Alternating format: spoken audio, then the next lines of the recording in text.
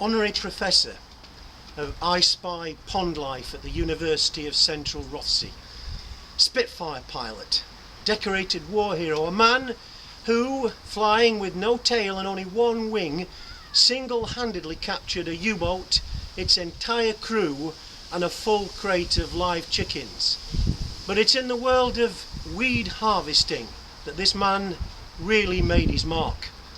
Boxing has its Muhammad Ali, football it's Pele, it's Maradona, cycling it's Neil Armstrong, that sport where they slide down an ice-covered slide with things attached to their feet has its Eddie the Eagle Edwards.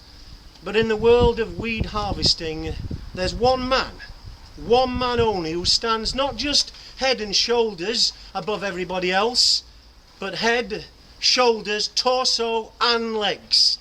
It is, of course, the doyen of the weed harvesting world, the 37 times winner of the Isle of Bute Weed Harvesting Cup, the unofficial World Championship of the weed harvesting world. It's the one and only, the Right Honourable Marston Montgomery.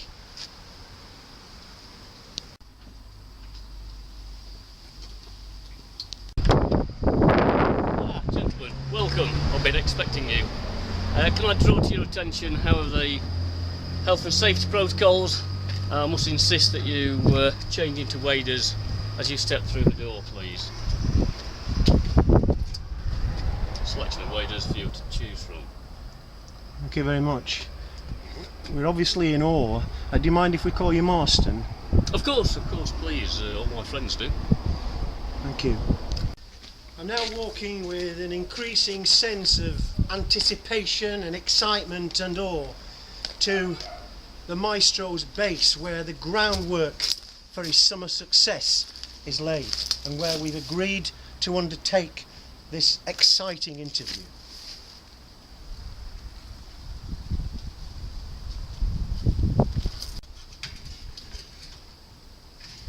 Can I start, Marston, by thanking you for granting this world's first interview. We are incredibly grateful that you've agreed to this. And I think I'd like to start by asking you a very straightforward question. What is it that you put your success down to? Well, first of all, I can say I'm delighted to have you here. I'm normally a very private person, as I'm sure you understand, but I understand there have been literally dozens of telegrams to the association officers with questions that the team can't answer. Absolutely. So I have agreed to as a one-off, do this interview. We are great. With regards to the training, obviously my family has always been behind me, and but I just cannot emphasise enough the importance of training, and more training. I've been 80 years behind the rake, man and boy, and it's getting out there in the water, in amongst the weed, on a daily basis that really pays dividends. So it's dedication, really. Absolutely. Yeah, certainly we can see that you are indeed a very, very dedicated weed harvester. I mean, now 96 years of age, I mean, I've got to say you're a very youthful looking 96, but you are 96 nevertheless. Do you think you'll ever give up competitive weed harvesting? Oh, I don't see that really. In fact, it's the harvesting that I have to thank for my youthful good looks, I would say. Yeah. It's what keeps me younger. It gives me a purpose in life. It'll be feet first. They'll be taking me from the river or pond feet first, and hopefully I'll be cremated on a huge pile of weed. Okay, it's a sad thought, but it's a kind of comforting thought. Comes to us all eventually. You know, almost Viking-like in the idea of you being. The idea of going with the thing that I've loved most, that has been the basis of most of my life. It does give me some comfort. We can see that. That's smashing. Now, I know viewers are really desperate. I mean, this is one of the things that they've been commenting on in the emails and the Twitter feeds that we've had, to actually see your trophies Do you mind showing us some of your weed harvesting trophies? Here in the hub of operations, you can see I have some of my trophies behind me. Of course, fantastic. This is the. Is that the Isle of Bute Weed Harvesting Gold Cup? It is indeed. This is my most treasured possession, of course. It is. I never thought I'd live to see the day where I could actually. Do you mind if I just touch it? Very carefully. Oh, goodness. I'm just going to touch it one more time. Oh, goodness me. That's a fantastic. I can understand your emotion there. It is, as you can see, a magnificent gold cup, and the artisan who crafted this has mounted it on this lovely piece of Scots pine, a 200-year-old specimen from the Isle of Bute itself. And I don't know if you can just make out there, if you just come closer. Try and get a close up. Oh. That he has inscribed it with this beautiful calligraphy with the legend Isle of Bute Weed Harvest Association Gold Cup. Gold Cup. It truly is a thing of beauty, and as you can see, it takes pride of place on my display shelf there. That's fantastic. Oh, that's wonderful. I know viewers will be, if I can use this kind of word on pre 9 o'clock television, orgasmic, having seen that wonderful trophy that I now know after you'd won it for 35 years, they gave it to you to keep. Absolutely, that is mine to keep. One of the other questions that we've had asked in abundance is what you do in the winter months, when the idyllic weed harvesting summer days seem such a long way off. How do you fill those winter months? Well, absolutely. Well, this is why we're here today. This, of course, is the winter headquarters of the Isle of Bute Weed Harvesting Association. Obviously, the warmer climes of Derbyshire are more conducive to weediculture and preparation of the next season's crop. So I'll perhaps take you outside and see some of the breeding ponds later. But another key part of that, the preparation for the new season come spring, is the preparation of all the equipment. As you can see here, I'm just working on next season's bike wheel, an essential piece of kit for all weed harvesters. Of course, yes. They don't come ready to use, obviously. You have to. It's already been removed from a bicycle, which is a difficult enough task in itself. And that I'm using this a tool of my own invention, as you can see, just to remove the actual annoying rubber bits from the edge. They just get in the way. There's no need for them. And with a little persuasion, they should come off. It's proving a bit more difficult than. So the tire itself is of no use when you no, that's merely a hindrance. You try and harvest weed with the rubber still on. It's more than likely float. That's of course, ridiculous. yes. There you go, with a little gentle persuasion. Comes a tyre. That's fantastic. Little twisting action there, and off it comes. That's a great tip for any viewers out there that are wanting to take up competitive weed harvesting themselves. And we have had an awful lot of inquiries about that. I'm not surprised. It is a fantastic sport. I cannot stress enough how much it has meant to me throughout my life to be we can see that, at the top of my field in weed harvesting. And I notice up there's a tin of Brasso. Yes. What's that for? I'll put this to one side for a moment. Okay. This obviously needs the ropes and attachments. Yeah. But if I get my other favourite harvesting tool, viewers may remember this from an earlier episode. Is that really your the Montgomery rake? Crikey. Passed down father to son for many generations. I'm just getting a close up of that. You can see after season harvesting, somewhat begrimed. What we'll need to do is give Can I just ask, is that the weed harvesting rake that you have used to win the Gold Cup? It is. It is the only. Since I came of age, and this was passed down to me from my father, this is the only rake I've used. Yeah. But what I'll do, obviously, we haven't time to do the whole rake today, but take off the basic rust, and then with the Brasso, there are other products available.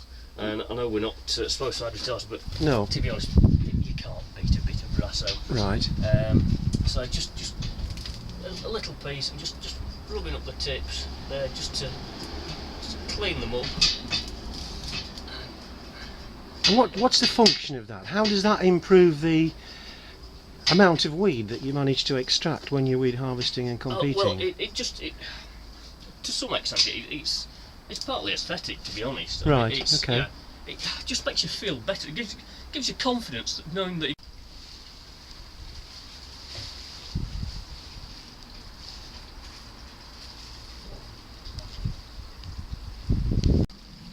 One of the reasons for the Right Honourable's fantastic success in the weed harvesting world is, of course, his bespoke training facility which he has at home. Cyclists have their rolling roads, runners their treadmills, and here you can see that the Right Honourable has his own training facility, his own garden pond. Marston, welcome back. I know viewers are very, very keen to find out about your home training methods. Absolutely, and well, here we are outside now in the main training facility. We find that here in the sunnier climes of Derbyshire, we can keep weed growing that bit longer into the winter season, so we can continue training. Another aspect, you've seen the bike wheel. Of course, as with many sports, we train with heavier equipment than we actually need. So, in terms of training, we'll train with a much heavier car wheel, which, when it comes to the actual weed harvesting competitions, the much lighter bike wheel will sail effortlessly out across the lake. So, some exercises such as this are invaluable. Beautiful movement, yeah. Obviously, since nicely harvesting with it, the rubber can stay on the car wheel. Okay, yeah. It's also quite handy when it goes back on the car. Now, down to the training facility itself. Now, some of you may be thinking this is beautifully covered with weed. Unfortunately, most of this stuff on the top, this no, I have got some weed there, but this stuff, horrible stuff. This duckweed, right? Weed, that wouldn't count in any professional harvesting competition. That's wasted time. Man. So it's a bit like people catching sticklebacks in a fishing match. Yes, you could think of it as that kind of thing. So yes, none of this counts. So we need to just scoop. Yeah, you couldn't use a net for actual weed harvesting. No, of course not. No. That would be ridiculous. Yeah, But, it's obviously, yeah. We just use the net to scoop some of this annoying duckweed off the top. It's a bit of a misnomer, really. Duckweed. It's not a true weed as such.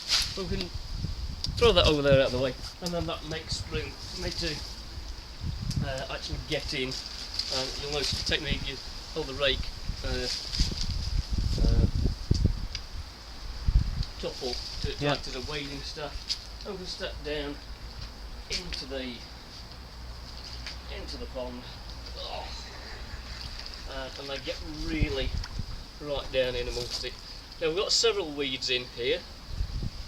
Now we're just going to invert the rake into its actual working position now. Some of it, surface weed, you can see here we have some lovely watercress, which is a proper weed, and we can just quite simply lift that off. So there's a lovely little bit of watercress there. Oh, that's fantastic. Beautiful weed. Yeah. There we go. Just pop that there. But of course, over in the deeper part of the pond, we've got some proper. It's not. Oh, that technique. Yeah, this is what the training is all about, really. Yeah, it is still look a bit at thin, that. but Just look at that. There we go. A lovely rake full of oxygenating weed here. Similar to the Canadian pondweed, but I believe this to be a native British weed. Similar sort of ecological niche. And then in amongst this, just dying off, we've got, I don't know if you call these weeds, to be honest. These are part of the water lilies.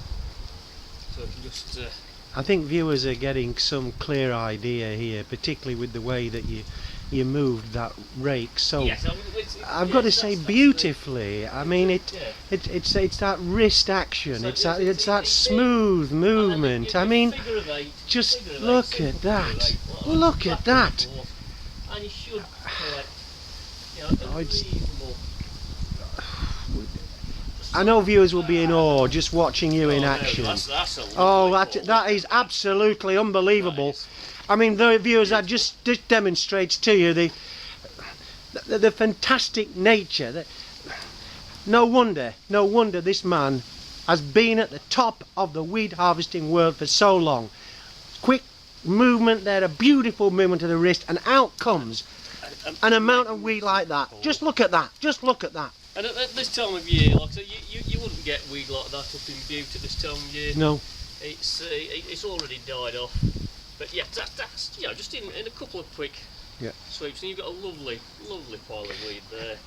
I know viewers will want to know how much training you do in your home facility during the winter months. It really is a pain, the duckweed. It's all over. Yeah. But sorry, you. Viewers will want to know desperately, I think, how much time you put in during the winter months training in this home facility. Oh well, 8 hours a day, right. Generally. Yeah. 8 hours sleep, 8 hours in the water, right. And then the rest of the time just planning, preparing the equipment, that kind of thing, as you saw earlier. Thanks for that, Marston. We are eternally grateful for the time that you allowed us today, and we know that the insights that you've provided into your home training methods will have fascinated viewers across the world, and will have helped all those who want to at least try in some small way to emulate the fantastic achievements that you have managed to succeed in getting over the many years that you've been at the top of the weed harvesting world. It's been a real pleasure, and if I can inspire some young weed harvester, someone perhaps only in his 40s, who's just setting out on his career of weed harvesting, that would really make my day. I've had such a fantastic life in weed harvesting. If I can just give a little something back, that's what it's all about, really. I'm delighted to have been of assistance to you. What a fantastic selfless note to finish on. Once again, a massive thank you to the Right Honourable Marston